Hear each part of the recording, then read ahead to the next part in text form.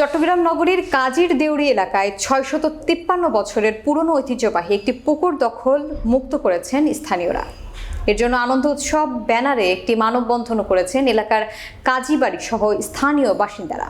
চট্টগ্রাম প্রতিনিধি রুমেন চৌধুরীর প্রতিবেদনে থাকছে বিস্তারিত। সোমবার দুপুরে চট্টগ্রামে এই ঐতিহ্যবাহী পুকুরটি যারা এতদিন সন্ত্রাসী ও বাহু শক্তিতে কাজে লাগিয়ে ভরাট করার অপচেষ্টা চালিয়ে আসছিল, সেই মহলটিকে সরিয়ে দিয়ে এই আনন্দ উৎসব ব্যানারে মানববন্ধন করে ওই এলাকার স্থানীয়রা।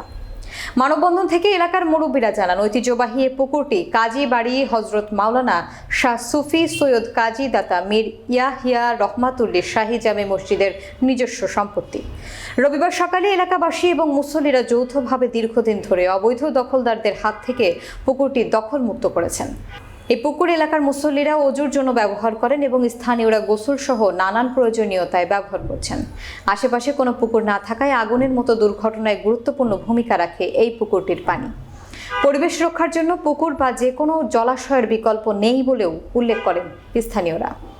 কাজীবাড়ির মসজিদ মোতোয়াল্লি আলহাজ সৈয়দ মীর কাজী আবুল হোসেন রুমি জানান, ক্ষমতার অপব্যবহার এবং সন্ত্রাসী কায়দায় এতদিন পুকুরটি বিভিন্ন প্রান্তে ভরাট করে আসছিল কতিপয় সন্ত্রাসীরা।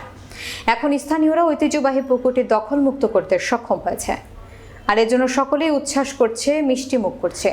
এতদিন পর পুকুরটি দখলমুক্ত হওয়ায় সাধুবাদ জানিয়েছেন এলাকার নূর আলম জালাল, মোহাম্মদ শাহাবুদ্দিন, মাওলানা দেলোয়ার হোসেন, মোহাম্মদ আবু আনিস সহ এলাকার প্রত্যেক বাসিন্দারা।